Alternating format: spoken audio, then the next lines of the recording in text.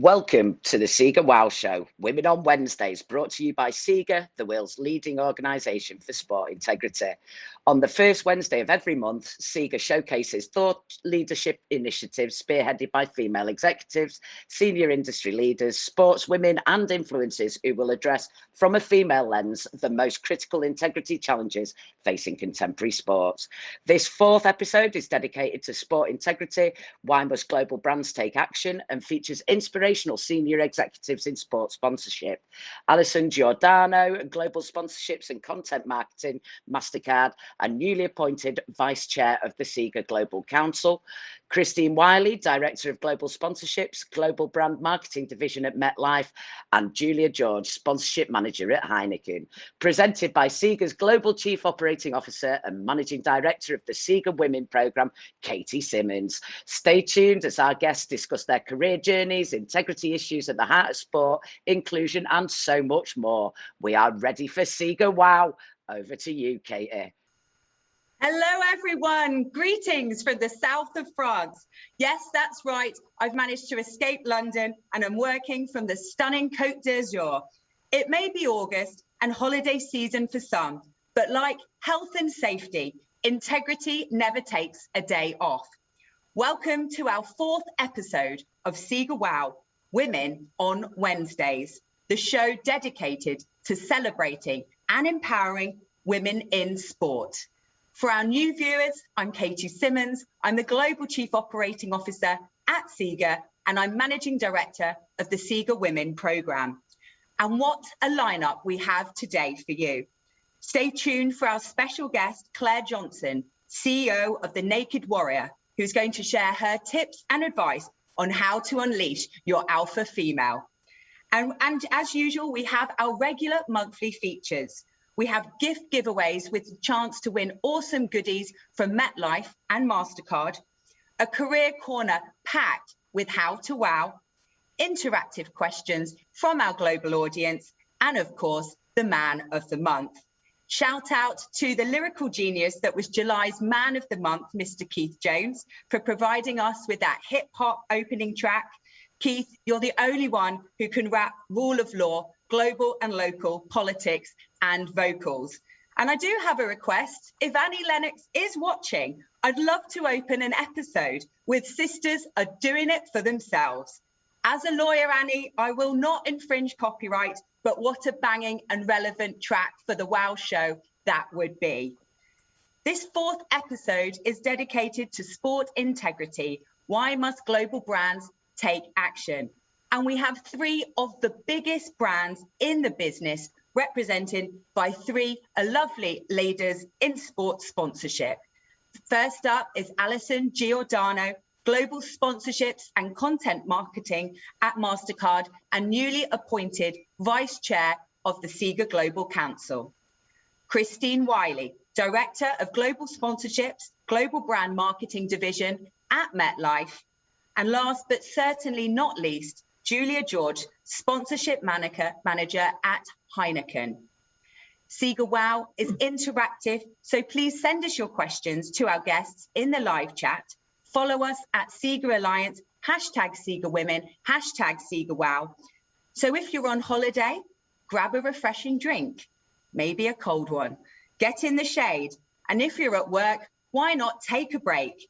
It is now time to wow. So let's give it up, people. Make some noise for our trio of business women in sport. It's Alison, Christine, and Julia. Welcome to Women on Wednesdays. And I'm going to start with a question to Julia to ask her to tell us about her fascinating career journey that saw her travel from New Zealand all over the world, delivering amazing sports sponsorship across the globe. Where did it all begin, Julia? And how did you get to where you are now? Thanks, Katie, and hello.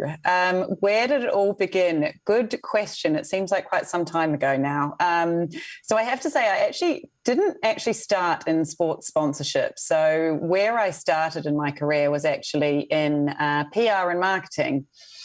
I did a degree in Christchurch. So for those of you who don't know, Christchurch is a relatively small but certainly interesting city in New Zealand. So that's where I'm originally from.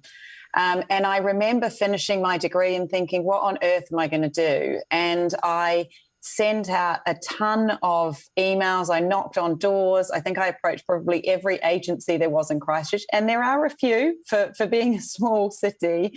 And luckily, someone took pity on me and let me sort of do an internship there.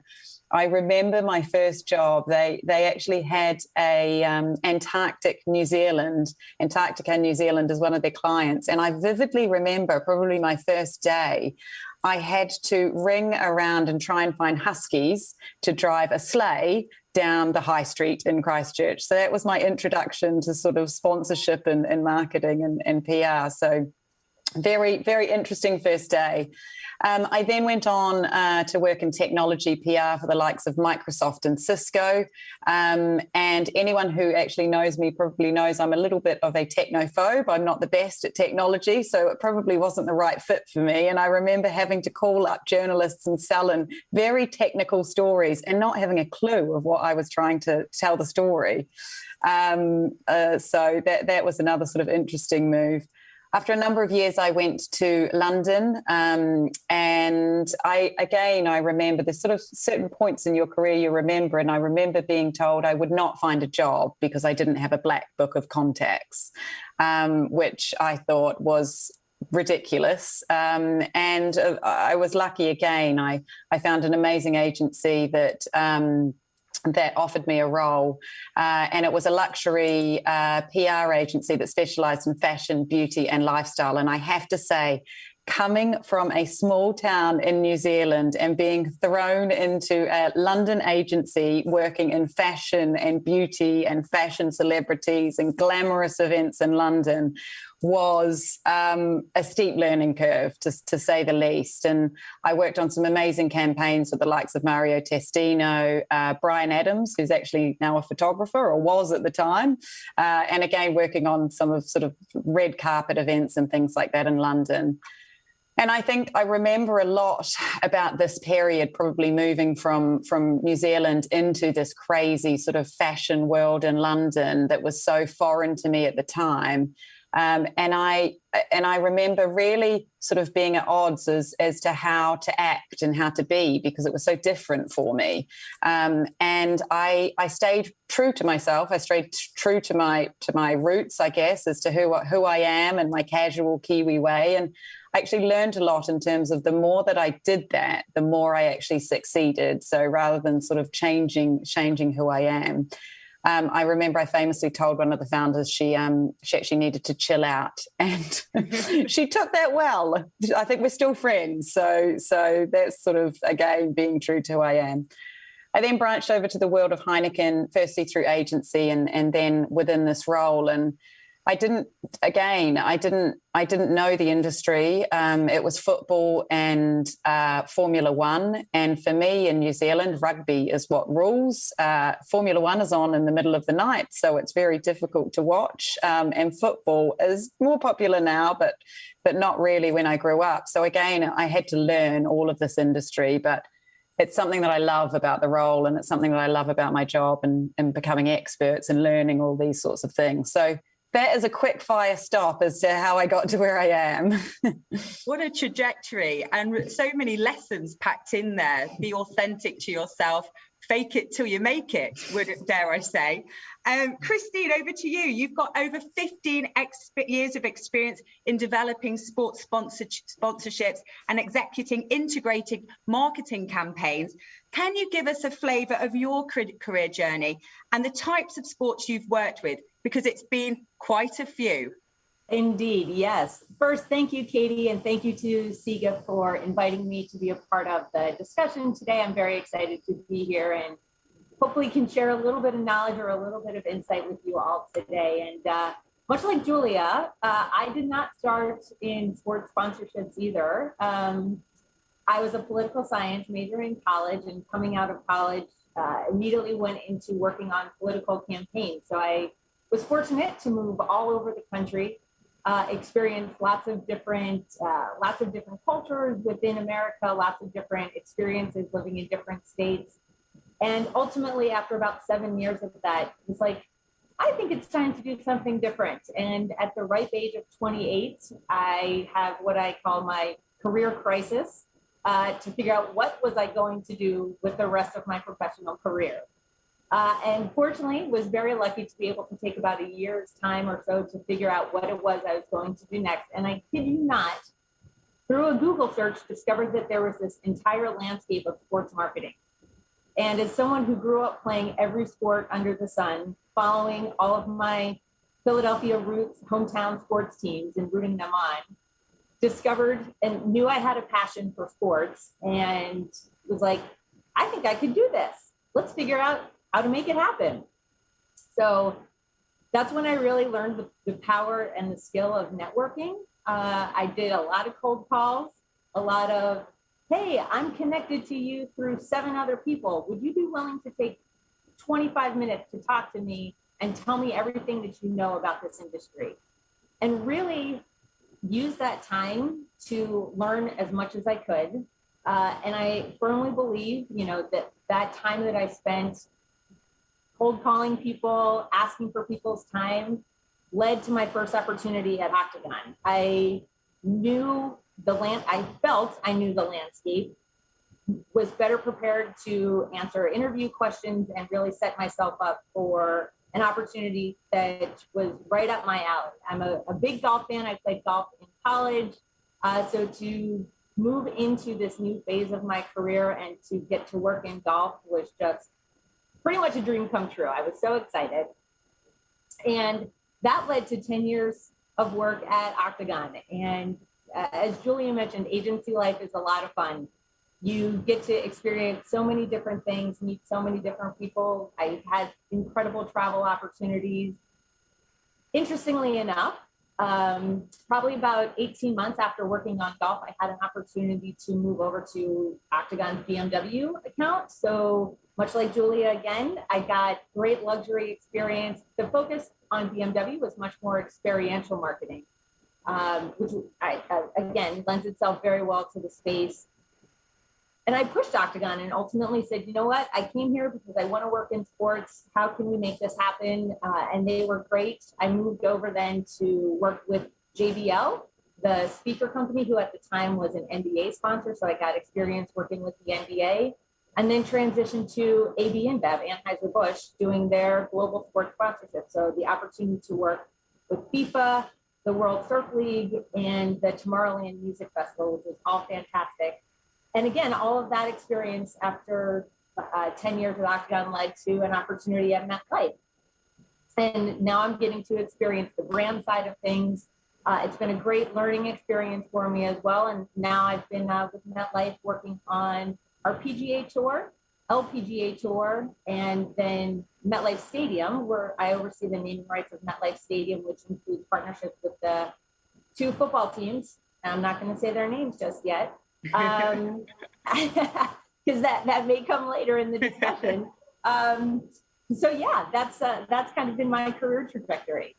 So you've gone from, developing your contacts, which is absolutely key. And I must say, even through the WoW show, I was introduced by Kate Bevan, who was our first episode for Formula One, to Julia, and Alison introduced me to you. So, it doesn't stop. The networking doesn't stop, no matter what level your career is at. And I think that's one that certainly I'd like the audience to take into account, some of the young women who are planning their careers. So that was a great lesson there. But also you've gone from agency side to client side. Yes. So that's again, to show the how much there is to do in sports, really. It's absolutely phenomenal. Sport is often seen as male dominated. What were the challenges you faced as a woman working in sport, or any, maybe there were none, and how did you overcome them? Julia, do you want to go first? And then would love Christine to see her 2 cents in. Of course. Maybe we'll be the same again, Christine. Who knows? Yes. We have parallel lives. Of course. So I think, look, for me, I think honestly, I can't say I've ever worked in a fully male-dominated world. I think across my experience, across agencies, they are often frequented by females. There's a good mix of females and males. I've also been really lucky to have some really great female leaders across my career that I have learned a lot from. I think both in what you want to be and some in what you not want to be, which is okay too. It's sort of a learning both ways.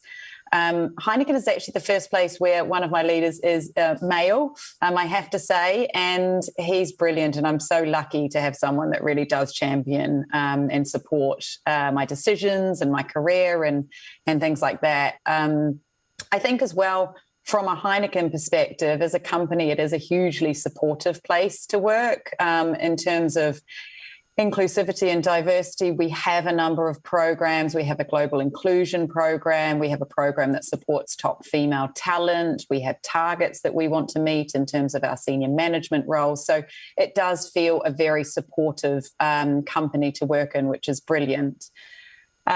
And I think in the world of sports sponsorship and in the world of Formula One, yes, there are a lot of males that work in that industry. Surprisingly enough, though, there are actually a ton of females that work in the industry that you come across. And I think even having said that there are a lot of males within Formula One, it doesn't ever feel that because I'm a female that I'm not getting the respect, or it's a more difficult industry. I feel that as long as you have respect for others, that you're doing your job well, that you build those relationships. Again, it's really all about relationships, regardless of what gender you are. And I find the world of motorsports actually really welcoming to females within that world. Incidentally, my team are all females, so it's a team of ladies that run all the motorsports within Heineken. And again, I think from my perspective, we're one of the best teams out there. So it certainly illustrates that, gender doesn't hold you back at all. Meritocracy is, I think, one of the words that just came to my mind when you were speaking. Christine, what's your experience like? Have you got any anecdotes on how you've dealt with some challenging situations in a male-dominated world and how you overcame them? Or has it not been an issue during your career? Unfortunately, unlike Julia, who sounded very positive, I would say I have had some challenges and some difficulties. And as much as, I love the PGA Tour, I love working in American football, but those are definitely very male-dominated industries in sports specifically. And being the only woman in the room sometimes, I do feel it incumbent upon myself to speak up and to make myself present and to make myself known to everybody in the room. And it's funny, I remember being when I first joined MetLife, about a month later was the PGA Tour does the Players Championship, which is kind of like their biggest tournament. And they host it at PGA at TPC Sawgrass, right in where the PGA Tour is headquartered. And there was an event the first night and showed up with my boss, who was a male, and looked around the room, and there were exactly 3 women at this function. And all of the men seemed to know each other. And suddenly the 2 other women in the room, we found ourselves just chatting it up all by ourselves. And I won't say it was because the men didn't want to talk to us. I do feel, the bond, being a woman, being very outnumbered, we just kind of felt this immediate bond. But I will say what has come out of that is a great friend who, is still with the PGA Tour. We stay in touch, checking in on each other during COVID. So I will say that that's been very interesting, an outcome. I have also been told at meetings, to tone down my personality. From how did that go down? Not so good, actually. It was getting pulled into an office, and it was very much, Katie, one of those, I need to see you in my office right now. And I was like, what the heck? And I was like, I don't even know what we need to have an office conversation about. But it was relayed to me, you need to tone down your personality. we were with a C-level executive, and that's not how you interact with a C-level executive. And my head was on a swivel. I was like looking around the room to find if there was like a hidden camera somewhere, that some practical joke was being played on me, that this was the feedback I was getting. And I think, you know, it speaks to, are you then in the right environment for you? You know, being your authentic self. If you can't be who you are and true to yourself, then that's maybe not the right fit for you. So it is, I would say it's certainly a challenge being a woman in the sports industry. And it's something you just need to be very conscious of, very aware of, and bringing your true self is most important. Thank you for sharing that. And certainly as part of our global mentorship program, we have these group digital sessions.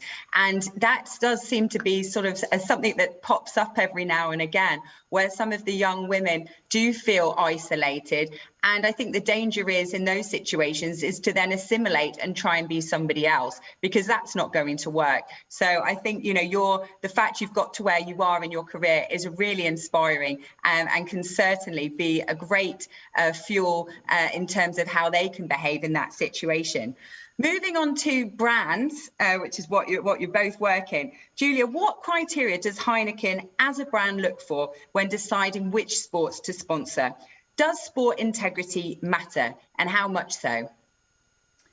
Yeah, so look, I think when we look at the Heineken sponsorships that we have, they are, you know, majority of them are long-term sponsorships. So it's not like we're constantly jumping to the hottest thing. We are in the sponsorships we're in mainly because of the fans, right? That's why we do what we do. We're in it to connect with fans over passions and celebrations. So honestly, we look for sports that allow us to do this. And I think when we also activate our sponsorships, it's also, it's not just a branding exercise for us. It's not just about putting branding on Formula One tracks or within football. It's actually, how do we enhance the experience for the fans? How do we enhance and connect with the fans and actually make an amazing experience for that sponsorship and for that sport beyond what is already existing? So we kind of go into it looking with that realm and saying, well, how can we actually bring more to this for the fans? And really that's it. I think that leads us really nicely to an example. So I'm going to ask the studio to cue the Trophy Tours for Champions League in markets outside of Europe video, and just to say, watch out for the great hairstyle.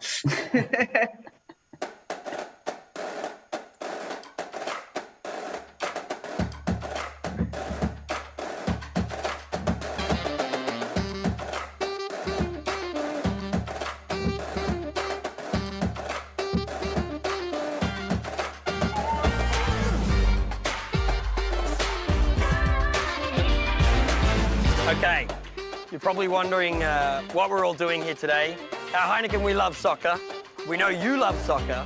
That's why we want you to be a part of the UEFA Champions League Trophy Tour presented by Heineken. Now, there's someone very special about to join us. Two-time Champions League winner, Italian superstar, Andrea Pirlo. Yeah.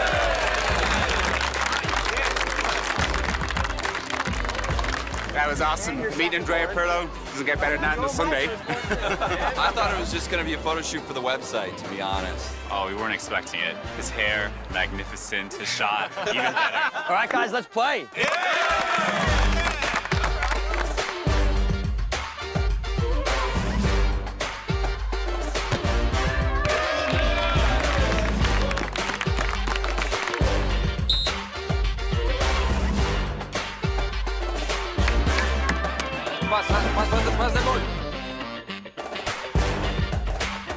Okay, guys, we've got one more unmissable surprise for you. The UEFA Champions League trophy.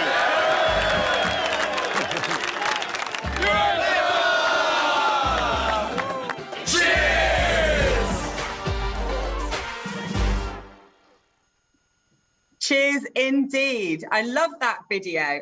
Christine, you oversee MetLife's partnership with the PGA Tour and the New York Giants, New York Jets, and naming rights of MetLife Stadium. What considerations does MetLife take in account when deciding what sports to align their brand with? Well, first of all, I have to say that video was awesome. And I think it speaks so well to why brands are so involved in sport, right? The passion that fans have, the excitement of showing up at Asphalt Green on a Sunday morning, and lo and behold, there is an Italian midfielder and UEFA champion on the pitch with you. I mean, that is so exciting. And I think that is definitely what brands want to be a part of and tap into that energy and excitement. Certainly MetLife is no different. MetLife Stadium, and obviously in America here, passion for American football it's incredible. It's the most watched sport on Sundays, and to be in a major metropolitan market like New York City and home to 2 football teams is a big reason why MetLife decided to sponsor have the naming rights of the stadium when that became available to us about 8 years ago now. So obviously to the point of passion and a large number of fans, but then you look at something like the PGA Tour or the LPGA Tour, which now a subsidiary of ours is a official marketing partner of. Versant Health is the sponsor of the LPGA Tour, and that is about speaking to up and coming important issues of the day, right? Versant Health was very committed to women's sport, supporting women, showing their support for professional athletes who are women. And so that's why that sponsorship came about, and it was a big reason why. So again, I think, especially in today's day and age where social issues, community issues are very much at the forefront of today's society, that's another, resource that organizations and brands can tap into and really leverage their partnerships with. And with that, Christine, can you tell us the gift giveaway question? I may have given a clue in my original question, but let's see if everyone's listening. Go ahead. Now we'll know if anyone was paying attention. So there are 2 professional American football teams that play at MetLife Stadium. Can you name them? Fantastic. Send your answers in the live text, and we will announce the winner during the end of the show. Christine, you mentioned social causes and how sport and brands and social causes are closely aligned. And this ranges from athletes taking the knee. It's happened in the Olympics. It's happened in your football, soccer. It's happened in our football. We've also got sports stars like Marcus Rashford, Lewis Hamilton, who are passionate about creating equal opportunities for young people in their communities. What social causes does MetLife support? And how do you see the brand's role in the community to support integrity? Great question. And certainly it's something, as I mentioned before, that all brands really need to be aware of and conscious of. And the strong brands are really leveraging the sponsorships the existing sponsorships they have to push and to lean into those. As I mentioned with Versant Health, the importance of equality for women and equal pay for women is a big reason why they got involved, and to show their commitment, Versant Health's commitment to women's sport is a big part of that. MetLife is very involved in a lot of DE&I initiatives right now. We're working to try and integrate that into our sports properties and sports sponsorships. It's much more led from, those elements are much more led from kind of the MetLife Foundation, which is the arm of MetLife that heavily supports social causes. But historically, Black colleges and universities, you look at the NBA All-Star game held a few months back, and that was extremely focused on showing support and showing the need to support these universities to help Black American students really set forward and achieve great education opportunities, and then leading down the road to professional opportunities for them. So I do really think, it's incumbent upon brands to not be ignore what's happening in society and recognize these conversations and put themselves in those conversations if they really want to be relevant. And obviously your stadium's usually absolutely packed with the fans, you know, your name, the branding's on it. Tell us how you coped with the pandemic. And I know we've got a video to show one of the social causes examples, but how did you connect with the fans when they weren't there? That has been the biggest challenge. And I think in our professional careers, this is a curveball we never saw coming. And really in the last 16, 18 months have had to, the word pivot, everybody talks about, we had to pivot, but man, did we really have to pivot in this scenario? You know, MetLife Stadium holds 80,000 fans a week and suddenly they weren't there anymore.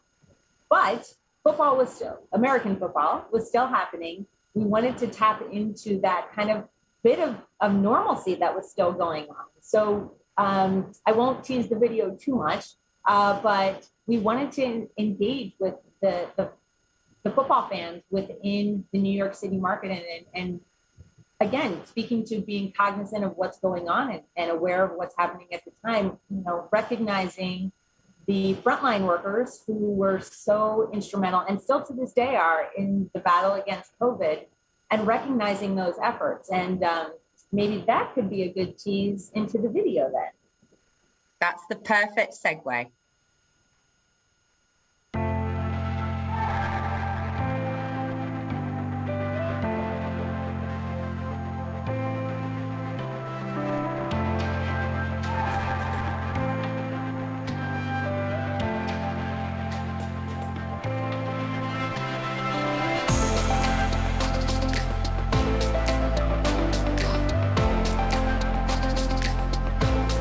Bart Scott here. And Victor Cruz.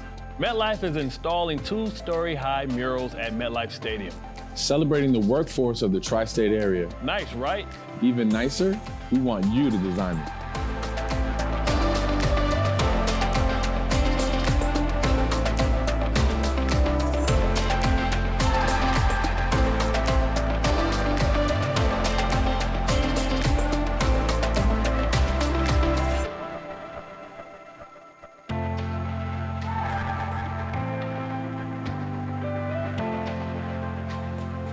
Tiffany, congratulations. I'm Liz Harish from MetLife, and I just want to congratulate you on winning the MetLife Workforce Mural Contest. Congratulations again. I'm so excited for you. What's up, guys? I'm Victor Cruz here with Liz Harish of MetLife to announce the winner of the MetLife Mural Contest. And the winner is Trisha Riley Matthews. She had a beautiful mural. I voted for it. It was great.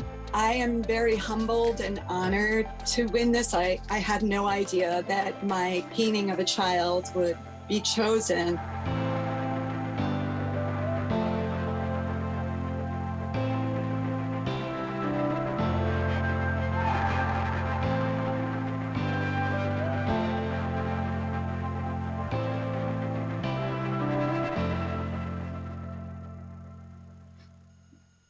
Just seeing that empty stadium just made me feel so sad and just realised all what we've been missing over the last year.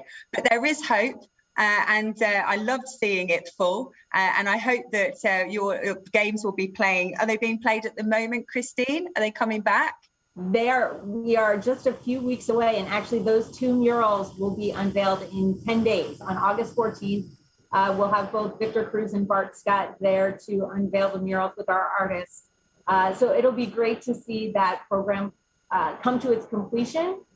And what's, I think, most exciting for me about it is now it's time to actually share it with all of the fans who will be coming into MetLife Stadium this fall. So that it's a way to honor the workforce and recognize so many people for what they have done this past year. And those will be up for fans to view and feel a part of, you know, for the next few years, which is really exciting. Just shows the power of brands to bring that sense of community. And Julia, from a Heineken perspective, what social causes as a brand are you supporting at the moment?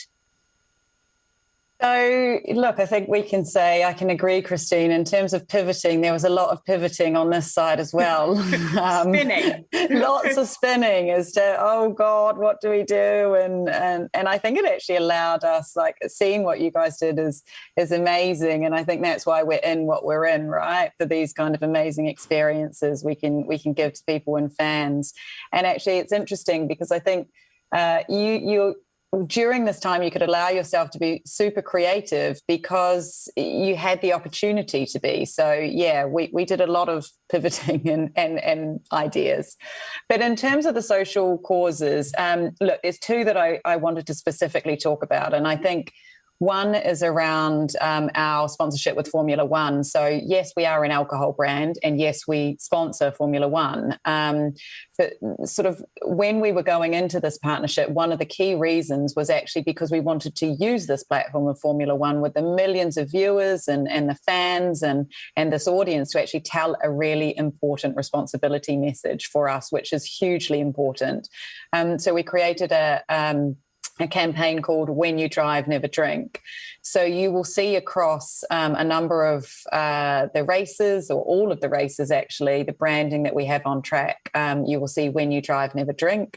And we've actually moved a lot of, or most and majority of our branding to Heineken 00 as well. So we don't actually use Heineken Original within our motorsports platforms most of the time.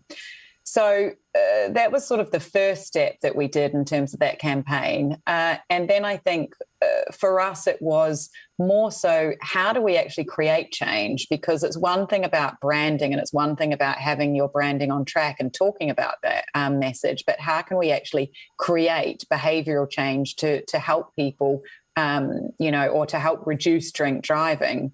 So we actually did an experiment. We commissioned a piece of research firstly, just to understand the drink driving behaviour across the world. And then we wanted to actually go into an experimental phase to see if we could actually change behaviour to drink drive within the bar. And what we found was really interesting. So we did our first experiment in the UK, and we found that actually, no matter what the pre-planning and all these great intentions that people have when they go out for a night out, or even just a night to meet their friends for a couple of drinks, it's that split second moment where you enter the bar and you go over to the barman and the barman asks you what drink you would like.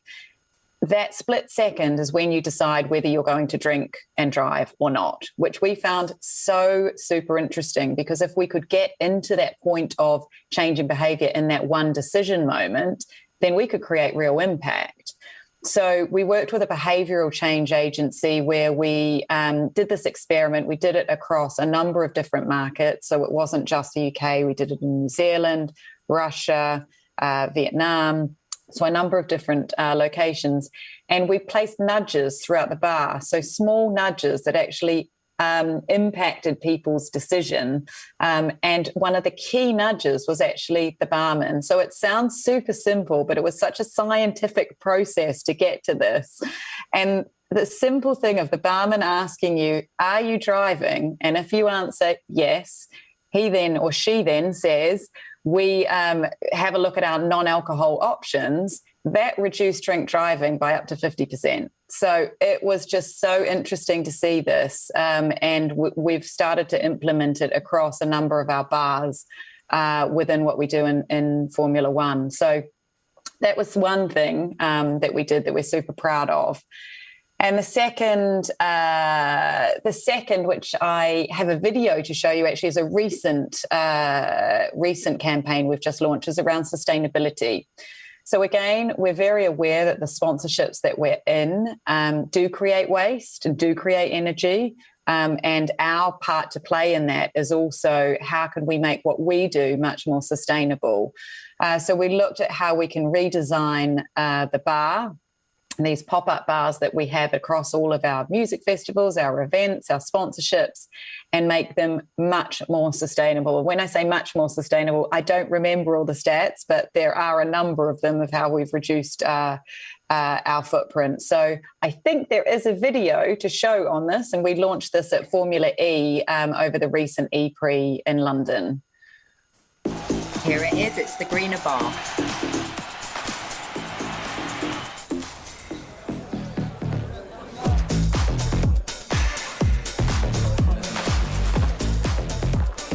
Hello. Hey. Heineken 00, please. It is really exciting for Heineken to launch the greener bar. They're taking action to find a greener way for fans to enjoy their bars and experience Heineken more sustainably. Cheers. Cheers.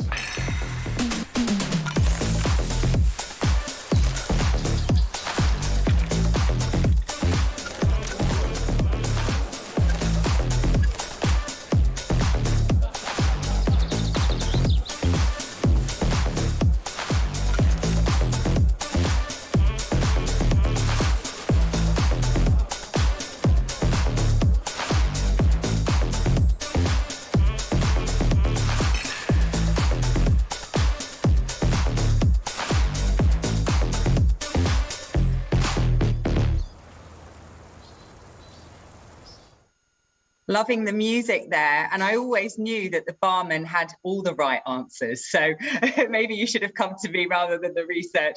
But I just think that's great. What Heineken's putting back in terms of sustainability.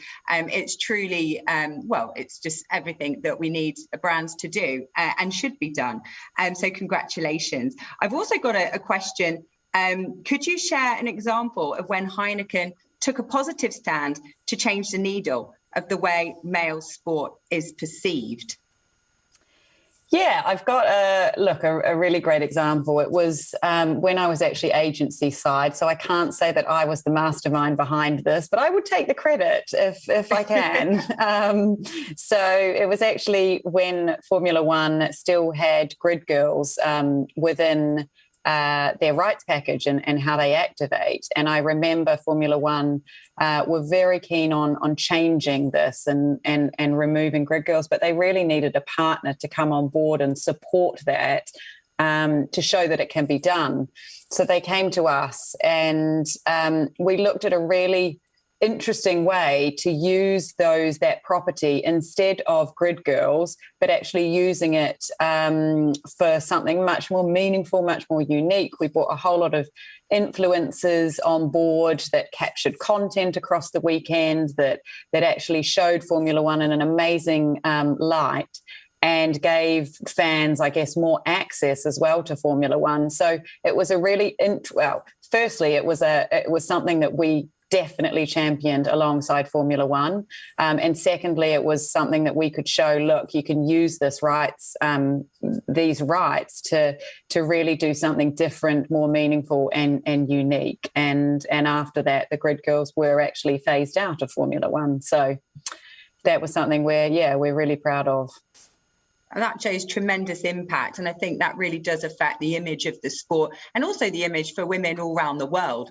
So I've got questions coming in thick and fast. I'm going to go to a couple live ones now. And there's a question from Karen Korb in America. This is for both of you. How are you intentionally including the 1.3 billion global market of disabled people within your organization's sponsorship marketing campaigns? I don't know who wants to take that one. Ooh, well, I'll start. I mean, that is a great question. Thank you for that. And honestly, I probably would say it's something that is overlooked, truly, and something that brands need to do a better job. I mean, even with your question, you've just kind of planted in my head, like, what could we be doing or what should we be doing for that audience? And there are ways to support. Certainly.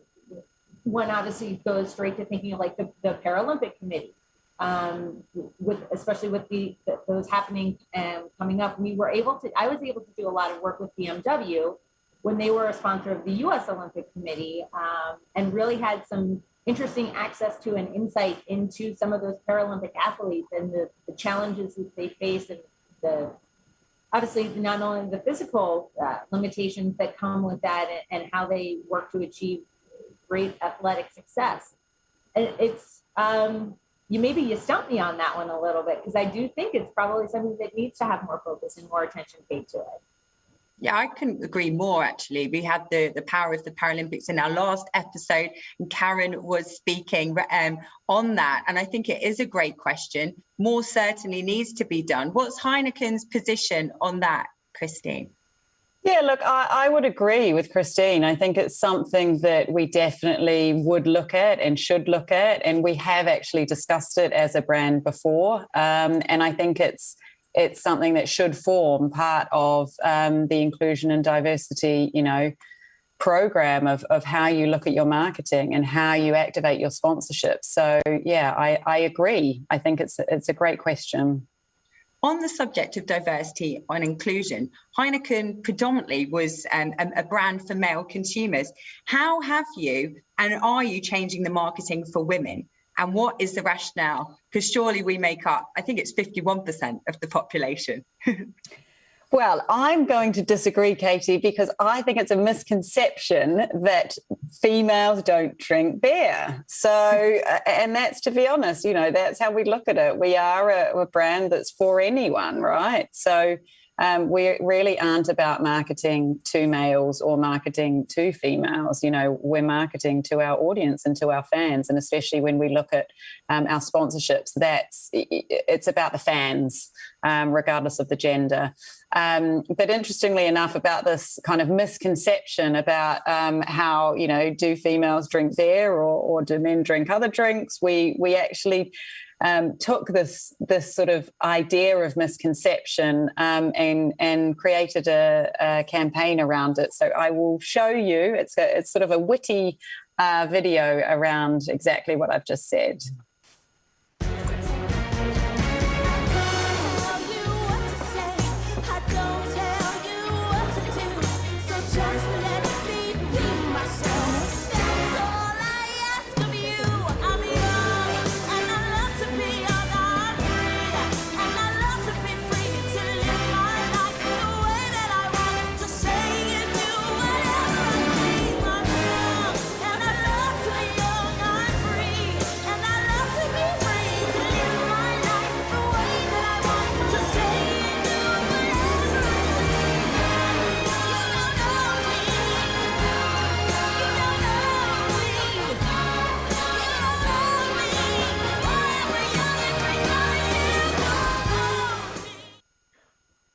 Fantastic marketing to show how we can break down stigmas and barriers for men and women. It just put a smile on my face, that. And cheers to everybody out there. On the theme of breaking barriers for women, let's cut to my interview with Alison Giordano, who's at MasterCard.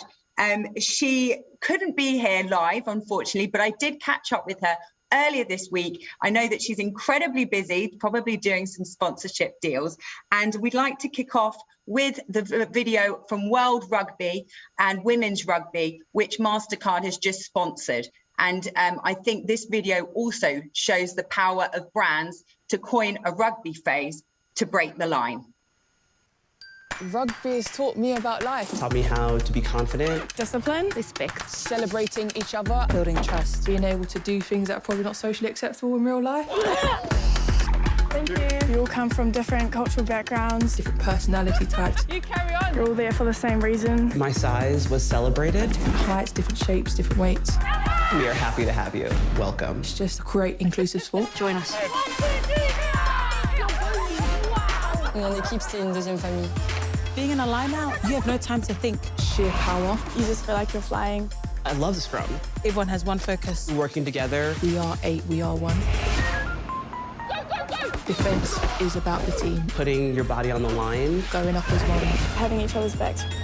Passing, how connected we are, it's so important. Being in each other's minds and thoughts. Predicting where they're going to be. When you break the line, it's a mean feeling. 自分がブレイクスルーしたらすごいこの中では嬉しいし。If I break the line as a prop, my first feeling is scared. When you get a try, it's the best feeling ever, man. You just sort of reborn. The ultimate team aspect of the ultimate team sport. Wow, what a bunch of girls. Il n'y a pas d'autre équipe comme celle-ci. Without rugby, I wouldn't know what so many beautiful parts of life are. 100% team powered. That's a wrap. We are done.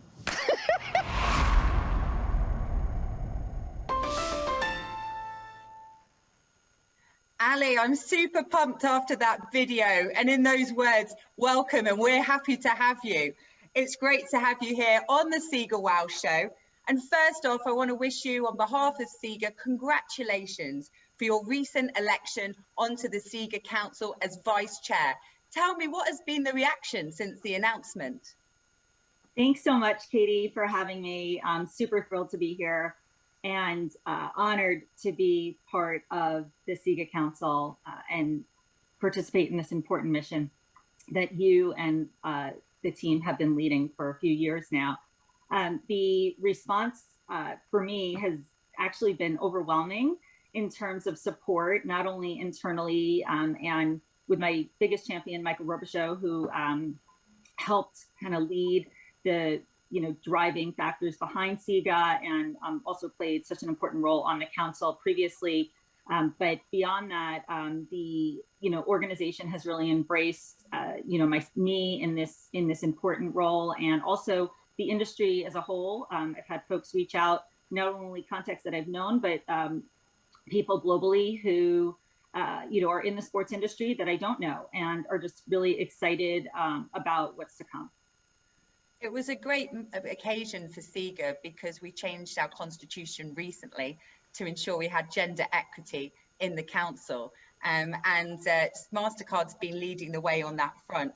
Can you give us a sneak preview of your amazing career on sports sponsorship, and just give us the highlights of some of the amazing sport properties that MasterCard sponsors around the world?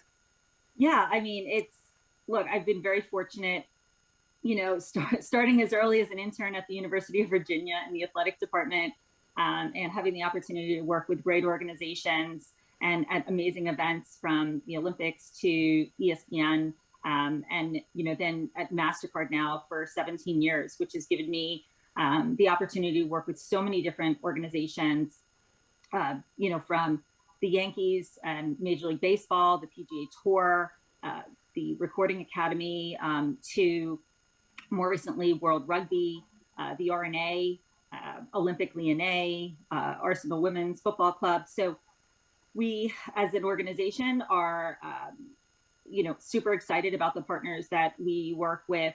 We're always pushing each other to drive our activations forward and really dig in and deliver what consumers are looking for.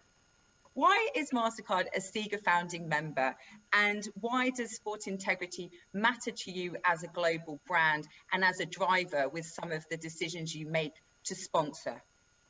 Yeah, absolutely.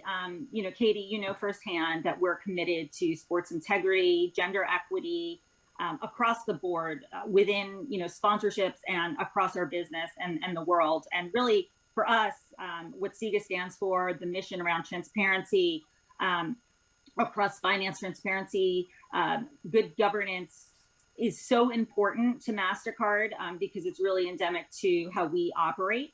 Our brand's foundation is integrity, security, and experience. So it's really been a natural fit for our organizations to work together through these years and to continue on that path. Again, leaning in on the goals of what SIGA has is something that is important for me, and it's something that I'm going to champion moving forward. As a leader, Alison, in sports sponsorship, what keeps you awake at night with some of the properties that you sponsor and the risk of reputational damage? Absolutely. It's a great question, Katie. We're living in a world of so much technology, and people, have it at the tips of their fingers. If you're not understanding your communities, a post can make or break a brand. So at MasterCard, we spend a lot of time understanding our communities and really listening to ensure we're doing the genuine and authentic thing at all times. And what role do you feel that SIGA can play with its independent rating and verification system? And for those viewers who are not aware of it, it's called SIRVS. It's the SIGA Independent Rating and Verification System. And it's the first ever independent audit of sports organizations in accordance with their governance to bring about greater transparency and scrutiny. And how do you think, Alison, that can help MasterCard and other brands rest at night and know that their sponsorships are in safe hands? No, look, it's, again, we're living in a time where brand trust is so critical. And so to me, serves can really help drive that, not only from a brand perspective, but for the properties. You know, what SIGA's done here is really created a standard, and it's a standard that properties can strive towards, right? You know, it allows them to look inside, you know, identify areas that they can improve and keep that improvement ongoing, just like, you know, everyone needs to. On the brand side, it's important because it becomes a reference point. You know, it's another criteria point that brands can lean on and look to when they're making investment decisions. I think what success could look like for us, Ali, is that if a sport goes through the rating system and we give a rating and it's gold, which is best, and the ratings are in good, better, and best, bronze, silver, and gold, and then a brand like MasterCard goes in and looks at that rating and says, well, actually, look at the gender equity on the board of this sports organization, for example. This is bang on as part of our core values, and we are going to therefore change our investment or consider a new investment. I think then that would be a really good and powerful reaction to for sports sponsorship to change. So we welcome that, and we look forward to working with MasterCard in this regard. And on the subject of diversity and inclusion, I mentioned it's one of your core values. How does this impact on the properties you sponsor, as it's in your DNA? Yeah, no, absolutely. You know, diversity, equity, and inclusion is core to, you know, who we are at MasterCard and across our business. And from a gender perspective, we're really leaning in to design a world with, you know, all voices in mind, with women's voice in mind. You know, 51% of the world's population is women, and that's an important audience for everybody. But we want to make sure that, you know, there's diverse voices in our decision making, in our partnerships.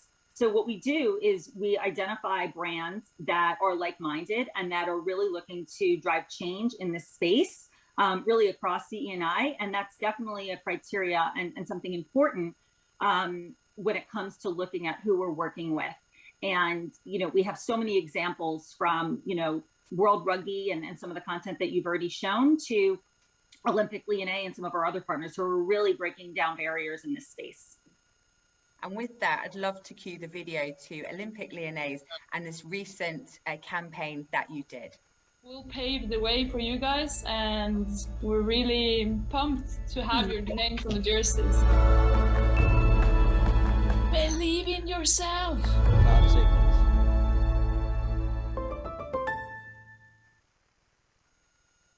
So believe in yourself. And I think women, as a rule, sometimes we sometimes doubt ourselves and it holds us back. And that's certainly been some of the feedback that I've received during the mentorship program, which I ran this year. And you were one of our global mentors and were paired with Taylor Green, who's on our council.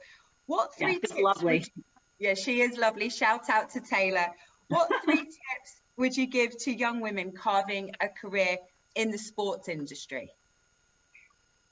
I think being yourself is super important, and don't change to try to fit a mold that you know either is, you know, you think might be there.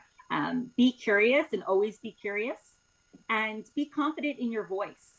You know, you reference confidence. Many women don't have that confidence to speak up or, you know, feel secure about their point of view, depending on the situation that I've seen in the past. And I think, you know, having that confidence in your voice can get you far. Thank you. That's brilliant. And I know our young listeners out there will really be taking note of that. And finally, Alison, SIGA is a multi-stakeholder coalition that gathers the whole industry around one central mission, which is clean sport, free from corruption. Global brands and sponsors are one of our key membership categories. We need more, like MasterCard, to join our efforts. What's your call to action to get more global brands to join our global movement and become members of SIGA? Sure. You know, we are living in this time where brand trust is more critical than ever. So as a brand, you really need to make sure, you know, you have things, you know, in line every step of the way. So for us, SIGA really helps us build that connection with the people we're trying to serve. And, you know, it's something that I think, especially in the sports industry, and Katie, we've spoken about this, there's just such a need given, the real-time, just real-timeness of today's life, that to have this criteria, to have serves, to have, this transparency is more important than ever. So for me, I'm happy to speak to any brand who's interested to learn more so that they can understand how SIGA's mission can help them build brand trust. Thank you so much. And we've got two great brands with us. So I'm going to cut back to my conversation with them, and that's Heineken and MetLife. Thank you, Alison from MasterCard. We cannot wait to continue our collaboration and create more gender diversity and inclusion, but also more transparency in sport. Thanks, Katie.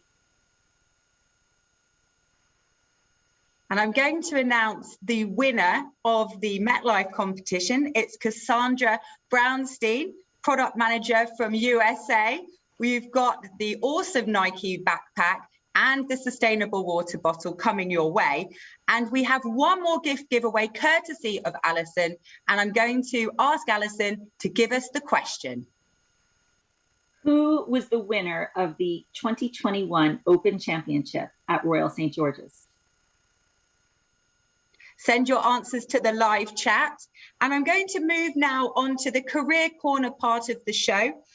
Julia from Heineken had to drop off because we've overrun, but it's been such a rich conversation and we're going to keep going. So the pressure's on you, Christine. You're going to give us all the career answers.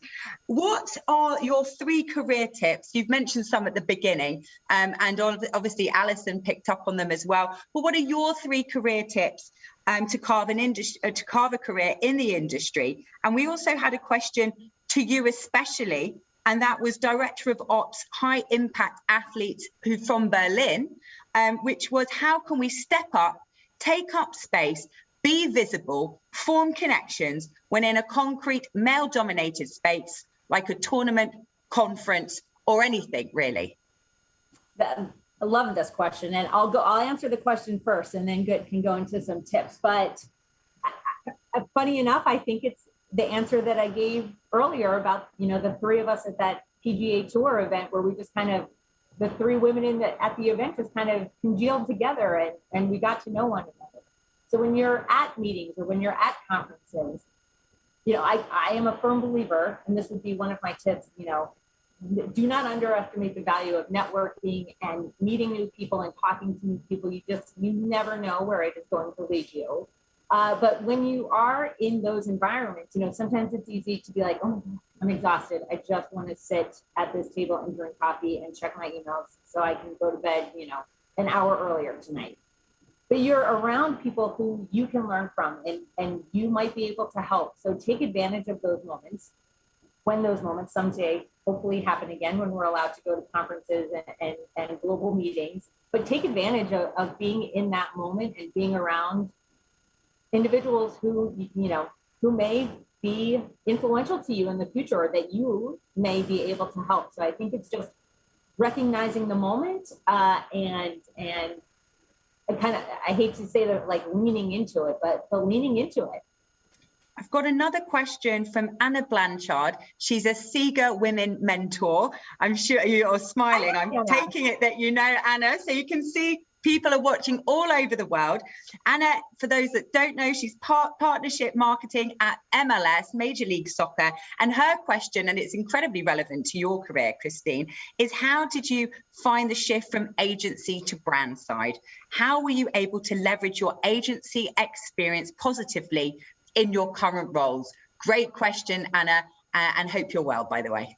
Hi, Anna, great question. And I will say, I know we're running short on time, so if certainly anybody out there, if you have questions or want to just connect on LinkedIn, again, I'm living proof of, the value of LinkedIn and believe in connecting with other great women and leaders in our industry. So please feel free to reach out. Anna, to your question specifically, the transition honestly was not easy. It took a lot of interviewing and a lot of tears and crying on my end and a lot of rejections before I ultimately got this opportunity with MetLife. I will say though, and I'm a strong believer in everything happens for a reason, which I have to repeat to myself very often. But I will say, you know, the joy and the benefit of coming from agency life, and I would never trade the 10 years I had at Octagon for anything, because I learned so much, and the people that I got to work with there are truly incredible. And, you know, I will say the benefit of the agency side is you're rolling up your sleeves and you truly feel like you're the one getting it done, right? The brand side, a little bit, it's a lot, the experience is a lot different, right? The function of the brand is to get everybody internally to buy into your idea, to get the approvals that are needed, to get the legal sign off. So I don't want to say that it's not as glamorous, but I do think from the outside looking into brand, it's a lot more of the minutia. And I feel like from the agency side, you're the one that's really accomplishing the work and getting so much done. So I hope, Anna, that answers your question a little bit. That's great. And we've got a video question all the way from Dublin. Her name's Barney Duker. She's a sports administrator, and she captured it with a beautiful background with Dublin in the background. Over to Barney's question. Hello, SIGA WoW. Greetings from Dublin, Ireland. My name is Barney, and I'm a sports administrator working in event management here in Dublin and in London. My question for today's panel is, when global brands and global events marry, it seems like a match made in heaven. How extensive is your research into a new potential partnership? And can you name 3 values you look for when looking to seal a deal? Thank you. Sealing the deal. Spill. How do we do it? That is a great question, and agreed. I love Bonnie's backdrop. You know, honestly, and this is so relevant to the group collected here today, the integrity of the brand and the integrity of the sport is very important. Certainly coming from, you know, speaking on behalf of MetLife, a company that people look to be a trusted organization, to be upright and upstanding, to carry out your financial needs. Anything that we look to align ourselves to has to have that same level of standard. So if there's, you know, it's honestly, to be honest, it's a reason that MetLife doesn't align with individual athletes, due to the fact that someone could say something or post to their social media account, something that we don't believe in as a brand. So it's something that again, the integrity, the character of, in this case, an individual, but the character of a sport and what the sport stands for is very important coming from the brand side.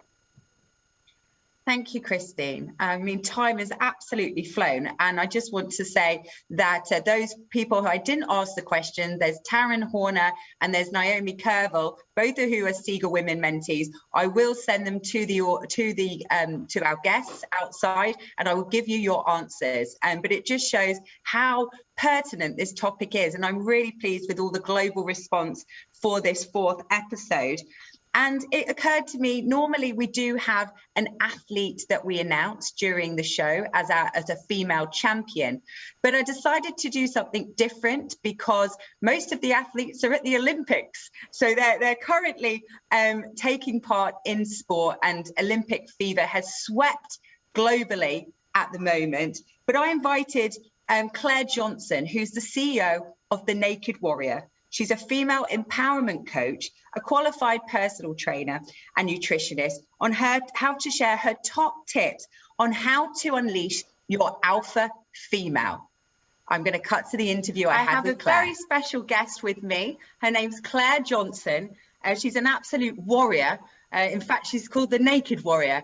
And when I was reading her book, By the Pool, earlier the weekend, which is called The Winning Formula, it starts off with a really powerful sentence: why not me?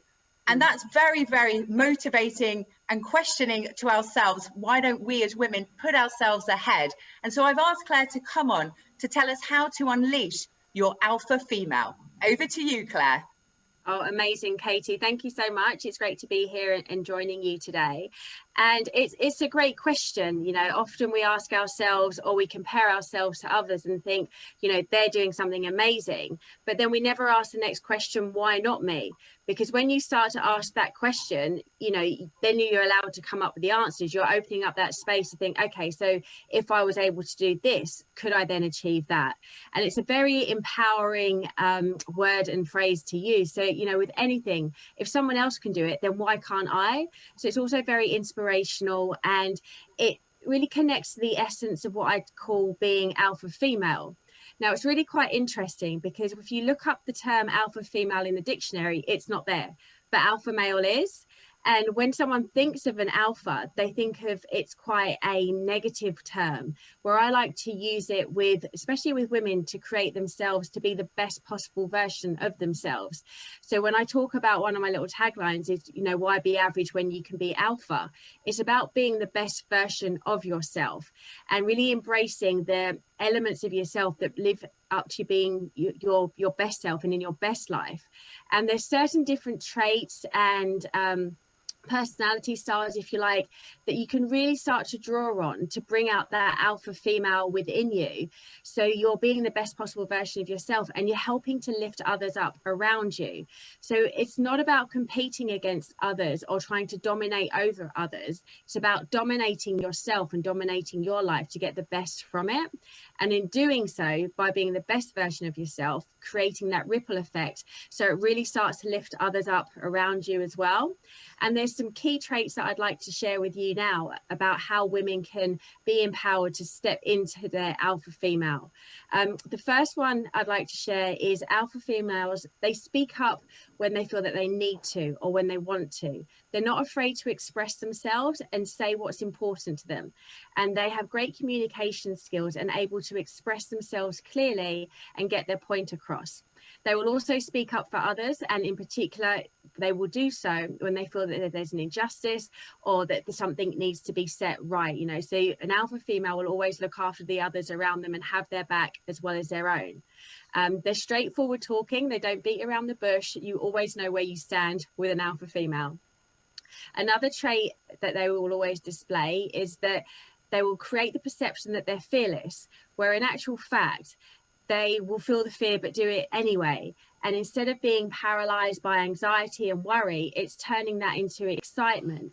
And they get comfortable with living in the uncomfortable. So they're not afraid to get out of their comfort zone because they thrive on seeking the new adventure, that new experience, and having that test of themselves to see what they're truly capable of, which some might interpret as being fearless. But like I said, they feel that fear, but then they go ahead and do it anyway, and they don't let the fear stop them.